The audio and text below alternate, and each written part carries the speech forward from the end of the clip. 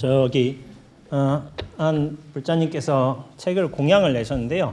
이게 제 최근에 나온 신작입니다. 나 아직 열리지 않은 선물이라고 해서 불광 출판사에서 나왔는데, 저기 우리 주지스님께서 질문을 하시는 5분께 이제 뭐 이 공양을 드리면 되겠다고 그렇게 말씀하셨어요. 근데 제가 알거든요. 질문이 안 나온다는 거를. 예, 알고 있어요. 알고 있기 때문에 여기 질문하시네. 조금 엉뚱한 질문 같지만 예. 제가 한 5년 전에 중앙일보에서 기사를 봤는데 예. 여친에게 예. 출가를 알리면서 이별을 아, 할때 여친이 예. 하이힐로 두들겨 패더라. 예. 그 기사였는데 예. 그때 당시 기사를 볼 때 저 같은 경우는 제3자니까 예, 어떤 예. 생각을 했나 하면 이제 개운하게 선세의 모든 미련을 떨칠 수 있겠구나 그런 생각을 했거든요. 예. 그렇지만 당사자인 예. 스님께서는 예. 당시 기분이 어땠는지.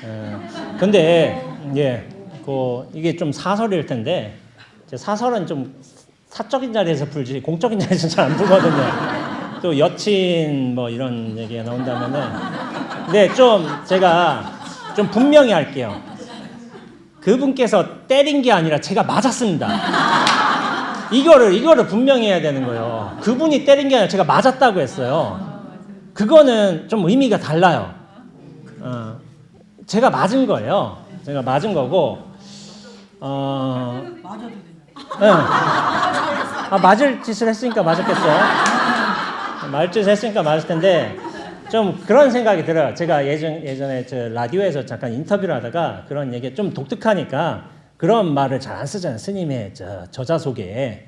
근데 제가 왜 그런 말을 썼냐면은 제가 알려진 바가 없어서 좀 튀려고 그렇게 말을 썼어요. 근데 그게 고무신 하이힐 이 얘기가 엄청 돌았어요. 엄청 인상적이어가지고. 근데 제가 맞았습니다. 맞았고, 저는 그렇게 생각을 해요. 그분이 얼마나 화가 났으면 때렸을까. 되게 착한 분이세요. 좋으신 분이고 좋으신 분이라고 생각하고 있고, 근데 얼마나 화가 났으면 때렸을까 그런 생각을 해요. 근데 그 당시에는 이제 저도 맞았잖아요. 그러니까 또 분한 거야. 분해가지고 다음날 미안하다고 했어요. 근데 사람 패놓고 미안하다냐고. 이렇게 좀 제가 수행이 안 돼가지고 사람이 못돼가지고 그런 식으로 제가 그렇게 했어요. 옹졸하게 하긴 했지만은 제가 약간 후회하는 게 있습니다. 인생 살면서 후회하는 것들이 좀 요소가 있잖아요. 그때 더 맞았어야 됐다. 더 맞았으면 내가 좀 사람이 좀 빨리 되지 않았을까. 그때 좀 덜 맞았어요. 제가 덜 맞아가지고. 근데 이제 다시 그 친구에게 또 하이를 갖다 주면서 때리라면 안 때릴 거잖아요. 지금 모양새가 이러니까. 근데 그런 좀 아쉬움은 있고, 그분도 이제 잘 지내고 계시겠죠. 그렇게 생각하고 있습니다. 네, 책 한 권 드려야죠.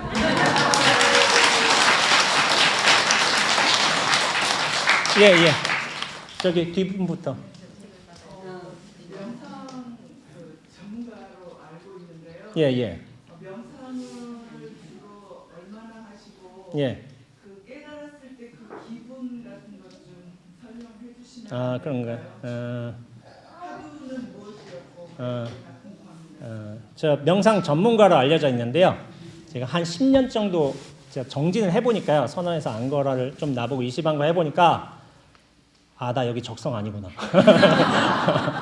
이런 생각이 들어. 잘못 찾아왔다. 한 10년 해보니까 나 여기 아닌데 하고서 이제 본색이 드러난 거예요. 그러면서 제가 이제 깨달았을 적에 어떤 경계가, 깨달았다기보다는 경계가 펼쳐졌다는 식으로 얘기를 하는데, 경계라는 게 어떤 깨달음이라는 어떤 그런 우리가 깨달음에 대한 좀 대단한 의미 부여를 하잖아요. 근데 저는 경계라고 표현하고 있어요. 경계가 뭐냐면은 큰 의미 부여는 없어요. 근데 이런 일이 펼쳐졌다 해가지고 전 경계라고 얘기하고 있는데, 그 경계가 될 적에는 좀 과장돼서 말하자면 우주와 한 몸이 됩니다.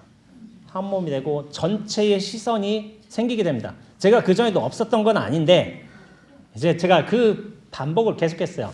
확 펼쳤다가 다시 나로 쪼그라들었어요. 나로 쪼그라든다는 표현을 제가 잘했는데 그것들이 많은 분들이 공감해 주셨어요.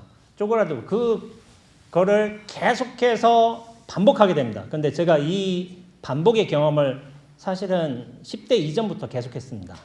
그러니까 영 없었던 게 아닌 것 같아요. 20대 때에도 수차례 반복을 했고 불교 수행을 하기 전에도. 그러니까 그런 경험들이 도대체 이게 뭐지? 그러니까 뭐냐면은 펼쳐질 땐 좋아요. 근데 나로 쪼그라들 땐 괴로운 거야. 근데 이 경험들이 계속 반복이 돼요. 그러니까 이게 도대체 뭐지? 나는 자유롭게 살고 싶은데 왜 이런 경험들이 계속될까? 그런 의문들이 있었던 거예요. 근데 저한테는 그 하나의 좀 큰 경험이 뭐냐면은 제가 첫 책을 낼 적에 질문이 멈춰지면 스스로 답이 된다 해서 고2 때 무슨 경험이 있었냐면 세상과 5cm 정도 분리됐다는 표현을 해요. 그게 사실은 좀 그냥 한 게 아니라 분리가 확 돼버렸습니다. 분리가 되면 좋을 것 같죠? 절대로 안 그렇습니다.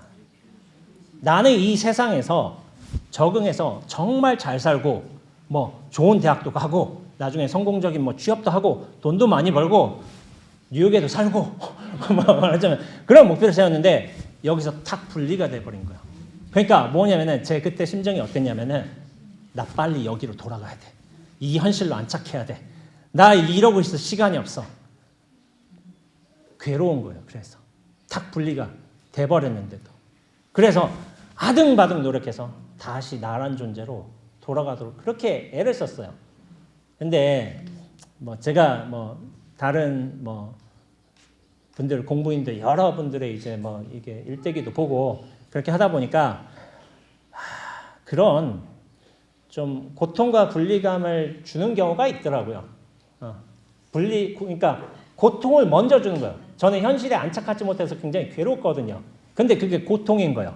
근데 뭐냐면 고통은 뭐냐면은 벗어나라고 주는 거예요. 괴로워라고 주는 게 아니라 앞에 자유가 있음을 암시하기 위해 고통을 먼저 보내는 겁니다. 그래서 수많은 공부인들께서 선지식들께서 뭐 세계의 여러 성현들께서 굉장히 괴로워하신 거예요. 힘든 시간.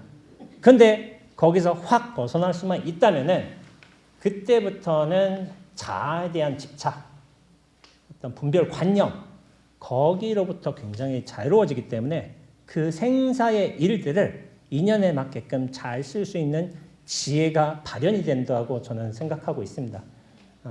그래서 저는 그러다가 나중에 공부가 어떻게 됐냐면 까마귀 소리 듣다가 묵닥 소리 듣다가 확 벌어졌다가 했는데 그때는 다시 쪼그라드는 자유가 아니라 다시 쪼그라들었는데 그때부터 쪼그라들지가 않았어요. 않아가지고. 근데 이제 약간 징후는 있어요. 제가 다른 데서 여러 차례 말한 적 있지만은 가슴이 좀 부서지는 게 제가 컸거든요. 가슴이 한번 확 부서지면서 환이 좀 열리게 된 것 같습니다. 그런 징후들이 있긴 한데요. 구체적인 요소들은 뭐 개개인마다 좀 차이가 있을 것 같아요. 근데 저의 경험은 이렇다고 저는 좀 얘기하고 있고 이런 게 왜 벌어졌는가? 저는 저를 좀 탐구했어요. 왜 이런 상황이 벌어졌는가 해봤을 적에 저도 좀 과거도 짚어보고 제가 수행했던 노력들도 되짚어보고 하는데 저는 뭐 과거에 우울증도 겪게 되고 되게 힘들었어요. 제가 여러분들에게 뭐 요즘에는 제가 좀 뻔뻔하게 당당하게 말씀드리는데 저는 자해를 많이 했습니다. 20대 초반에 자해를 많이 해가지고 괴로웠어요. 그냥 저는 사는 게. 괴로워가지고 힘들고 해가지고 자해를 많이 했습니다. 근데 어쩌다 운 좋게 살아났어요. 그러니까 그 이유는 잘 모르겠어요. 운 좋게 살아났는데 그래서 제 몸에는 자해 흔적이 많이 있어요. 많이 있는데 원래 조계 중에서는 자해 흔적이 있으면 승려가 못 됩니다. 그래요. 그러니까 제가 신체감화 쪽에 이렇게 막 숨기기만 하면서 근데 제가 볼 때는 어른 스님들께서도 젊은 놈이 수행하겠다고 이렇게 왔으니까 보고도 못 본 척 해주신 것 같아요. 근데 이제 운이 좋게 이렇게 뭐 너무 괴로워하지도 않고 수행 뭐 이렇게 지독하게 매달려 가면서 공부도 했지만은 그런 것도 조금씩 확 벗어나게 되었고 이렇게 여러분들 본문에도 쓰게 되었는데 그렇게 평탄했던 인생은 아니었습니다. 그러니까 저희 부친께서 그렇게 걱정을 하셨던 거예요. 제가 말이 되나? 절집은 저게 하는 게 아닌데 아무나 들어가는 게 아닌데 아무나 했어요 제가. 아무나 중에 좀 말썽 많은 아무나. 그래가지고 여러분들도 하실 수 있어요. 네. 예, 그렇게 하겠습니다. 예.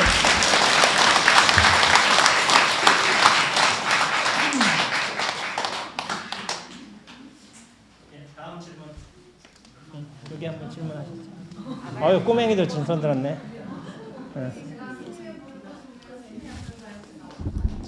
예? 뭐라고요?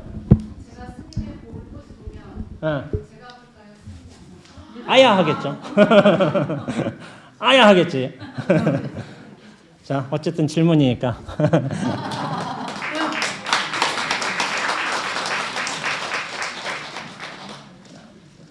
자, 예, 보살님 한번 하시죠. 예, 예. 제가 공감하고 제가 반성할 수 있는 세 가지만 말씀드리면 안 될까요? 예, 말씀해 주세요.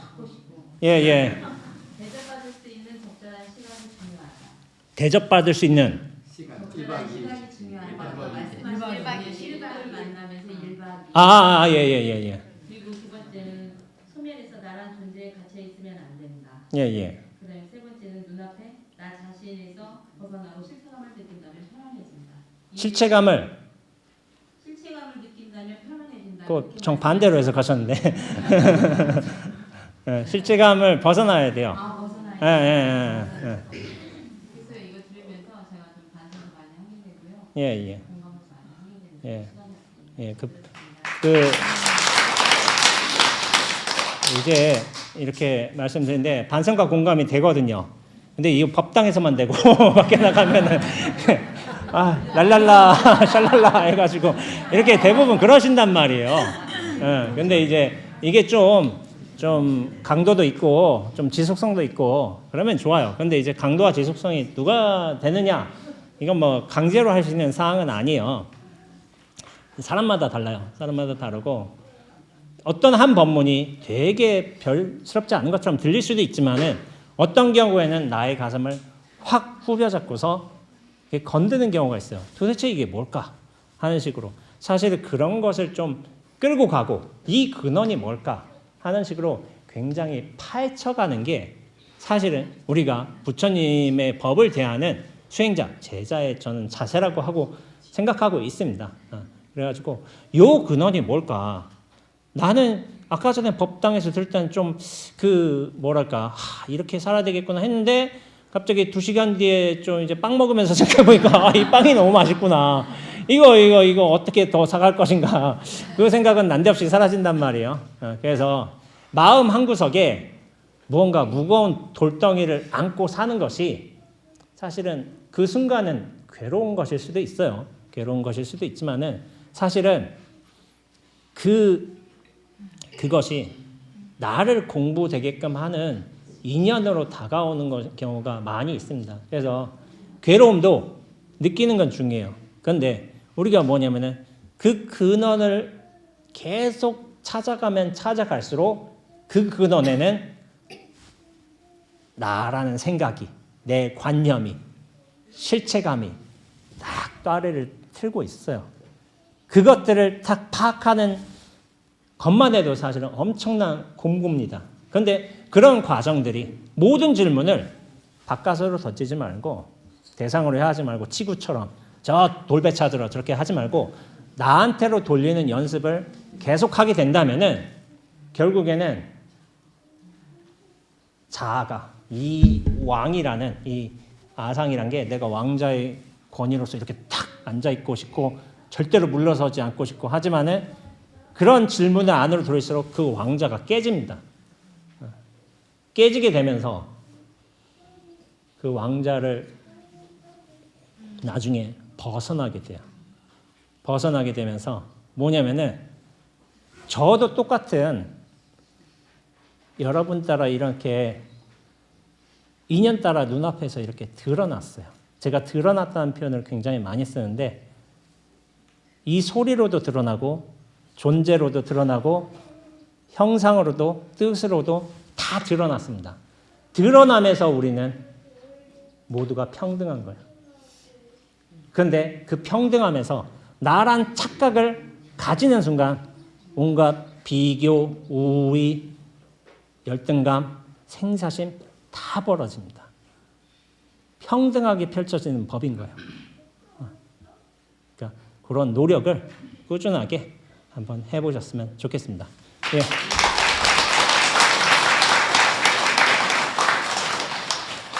마지막 질문 한번 받겠습니다. 한 분만 더 손 드셨네. 꼬맹이 질문 없어? 예. 여기 어떻게? 자, 한 분은 저는요 책은 안 받고요. 예. 질문 아니고요. 예. 이렇게 법문하실 때 예. 늘 저는 원죄라고 합니다라는 그 말씀을 예. 잘 새기고 있습니다. 아, 그러세요? 마음을 합니다. 그렇게 말씀하시는 아, 거에서 예. 그래서 하도 삼아 저도 그 법문을 늘 받으려고 노력하고 있습니다. 거기에 들어오는 것도 좋네요. 그렇게 들어오는 것도 괜찮아요. 네. 훅 들어오면 훨씬 좋습니다. 네. 마지막 질문. 스님, 저는 제가 부모 입장에서 예. 아까 말씀하실 때 23살에 출가하셨다고 하는데 예. 지금 부모님께 예. 그때의 마음을 전하신다면 짧고 간결하게. 짧고 간결하게. 아유, 눈앞이 하얘지네. 예. 저는 이제 지금 마음이라기보다는 저는 그런 생각을 합니다. 저희 부모님도 이제 연세가 70 중반에 되시고 이제 저희 모친께서는 을미생이세요. 저보다 24살 위니까 69 되셨겠네요. 69 되셨겠는데 저희 부모님도 돌아가실 거잖아요. 돌아가실 거고 분명히 제가 중놀이를 하면서 이렇게 스님이 되면서 부모님이 돌아가신다면 저도 분명히 상주가 될지는 모르겠지만은 아들 자격으로서 금생의 아들이잖아요. 예, 그래서 저희 부모님한테도 제가 말씀을 드려야 할 게 있을 거 아니에요. 제가 그냥 이제 스님으로서 살아왔으니까 그리고 뭐 제가 말썽을 많이 피웠지만 28살에 출가를 해서 이제 그때까지 키워주셨으니까 그래서 저도 이제 이렇게 부모님한테서 무상법문까지는 안 되지만은 제가 공부하는 수준에서 그래서 이제 말씀드려야 될 게 있을 것 같아요. 그래서 그런 생각을 했어요. 저희 부모님께 무슨 말씀을 드려야 될까? 돌아가신다면은 그래서 만약 아버지가 어머니가 돌아가신다면은 인사를 드리고 아들 자격으로서 인사를 드리고 이런 말씀을 드릴 것 같아요. 수고하셨습니다.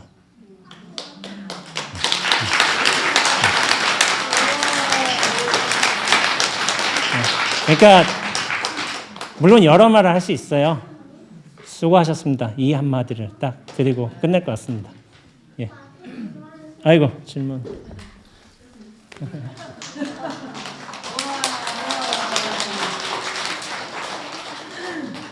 예. 장시간 1시간여 되는 이제 시간이었는데요. 너무 지루하지는 않으셨을까 이렇게 좀 걱정하고 있고 그래도 이렇게 잘 바라봐 주시고 공감해 주셔서 감사드리고요. 제가 이제 김천 수도암이라는 곳에 지내고 있는데요.